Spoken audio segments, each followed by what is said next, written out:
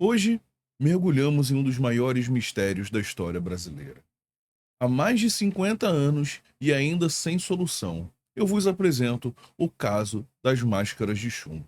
Um caso completamente misterioso que aconteceu no Morro do Vintém, em Niterói, no Rio de Janeiro, em agosto de 1966. Mesmo depois de tanto tempo, ele continua envolto em um véu de mistérios. Acompanhe-nos nessa jornada pelos detalhes sombrios e enigmáticos desse caso intrigante. Sejam todos muito bem-vindos à Escuridão Encantada, o nosso canal de terror aqui no YouTube. Eu sou o Jean Leal. Já vai se inscrevendo no canal, deixando um like para então sermos transportados para um dos maiores mistérios do Rio de Janeiro.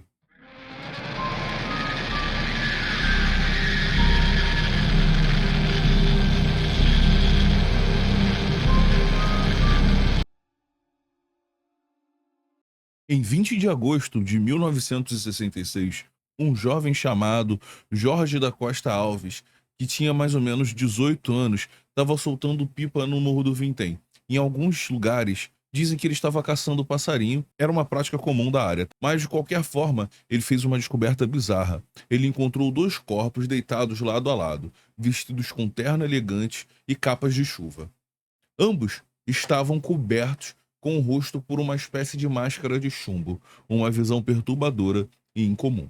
Jorge desceu o morro correndo para pedir ajuda, mas devido à chuva forte que começou a cair na região, os policiais e bombeiros, né, os oficiais ali, não conseguiram subir no dia. Só na manhã do dia 21, no dia seguinte, os oficiais da polícia, bombeiros, junto com o jornalista Mário Dias, conseguiu subir no Morro do Vintém.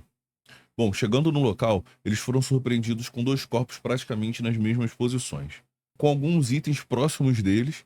Entre eles, tinham duas toalhas, capas de chuva, uma garrafa de água com nota para devolução, uma espécie de esquema eletrônico com várias combinações de número que nunca foi descoberto exatamente o que é aquilo, e além de uma nota manuscrita com instruções meticulosas do que fazer em certos horários e tudo mais. O lugar que eles estavam deitados também era um mistério. Era uma espécie de folhas de bananeira forradas tipo cama.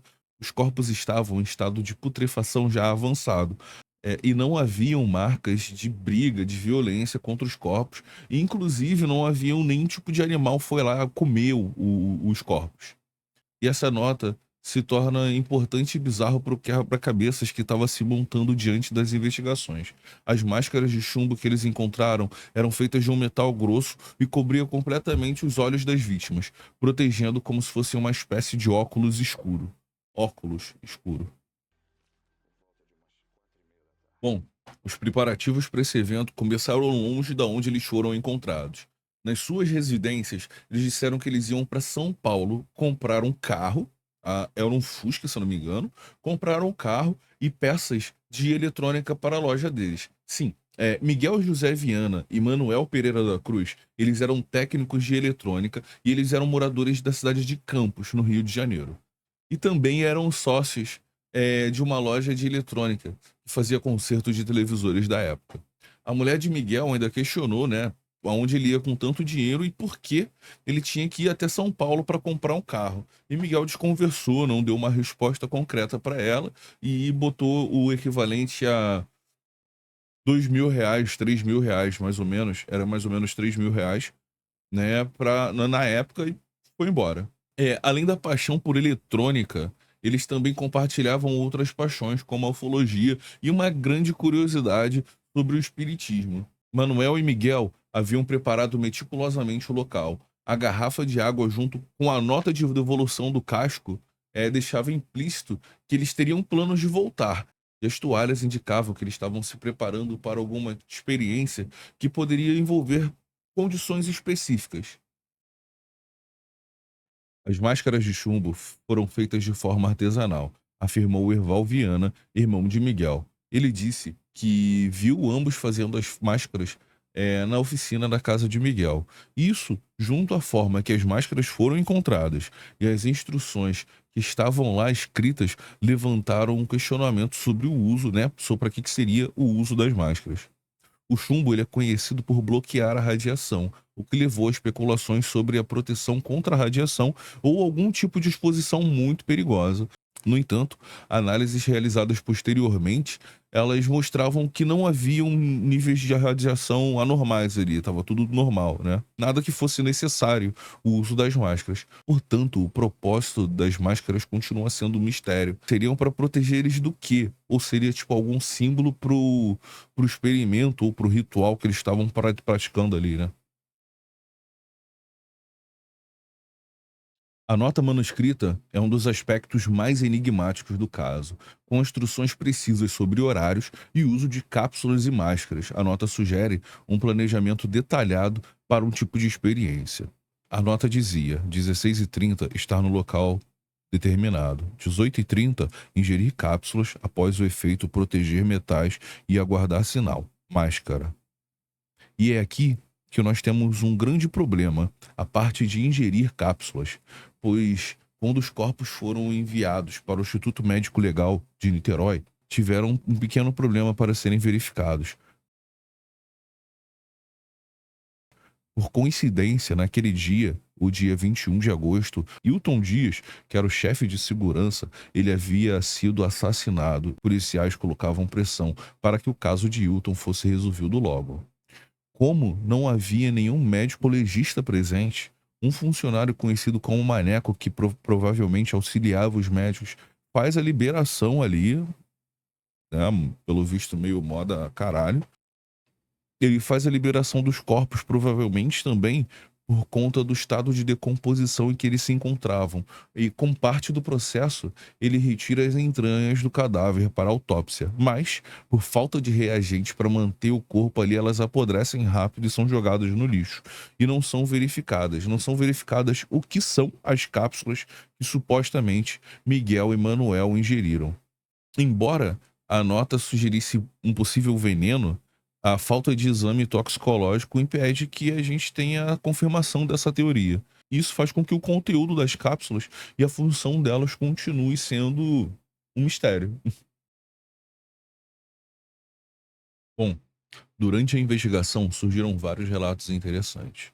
Um deles foi de um funcionário de um bar, onde o Miguel pegou a água. Ele dizia que o Miguel estava visivelmente nervoso, como se ele tivesse com pressa. Toda hora ele olhava o relógio, e esse detalhe parece que está bem relacionado com as horas que são mencionadas na nota. Uma sobrinha de Manuel encontrou com ele pouco antes deles embarcarem, e mais uma vez eles afirmaram que estavam indo para São Paulo para comprar um carro e peças de eletrônica. Um terceiro membro nessa tríade de estudos paranormais é Elcio Gomes. Ele é um amigo muito próximo, né, de Miguel, Manuel e até do próprio Erval, que aparece depois dando algumas entrevistas, que é o irmão, né, eu já mencionei ele aqui anteriormente, que ele é o irmão do Miguel, né, e ele compartilhava das mesmas ideologias que os rapazes. Mas ele não estava com eles naquele dia. Ele afirmou que eles estavam envolvidos em experimentos espiritualistas.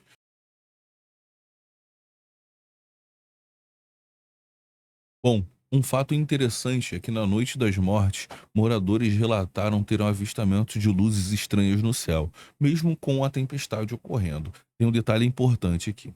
Eles viram essas luzes estranhas próximas ao Morro do Vintém, né? Segundo a revista Cruzeiro, uma senhora chamada Gracinda Barbosa Coutinho de Souza e seus filhos, são dois filhos, eles disseram ter visto um grande balão inicialmente, mas vendo como ele se movia e a dimensão dele era muito maior do que um balão, eles afirmaram que era um disco voador.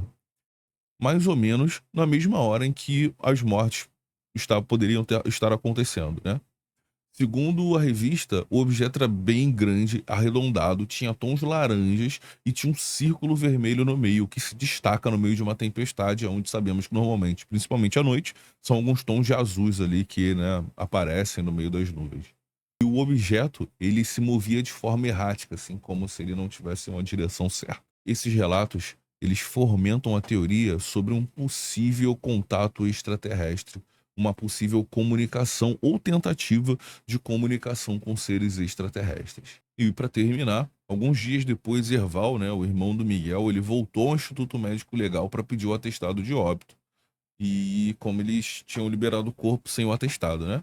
E ele foi recebido pelo doutor Astolfo Pereira de Melo, que era o médico legista que estava no local quando ele chegou. E na causa da morte, ele coloca assim: em face do estado de decomposição avançada, não foi possível atestar a causa da morte. E até hoje, o caso das máscaras de chumbo continua a desafiar a lógica sem uma autópsia conclusiva. Com uma nota críptica e os objetos misteriosos, o avistamento das luzes do céu no dia também, o caso ele está envolto ainda em uma porrada de mistérios. O que que realmente aconteceu naquele dia? O enigma ele permanece sem respostas. E ele é alimentado pelo imaginário e pelas especulações aí que até hoje em dia acontecem.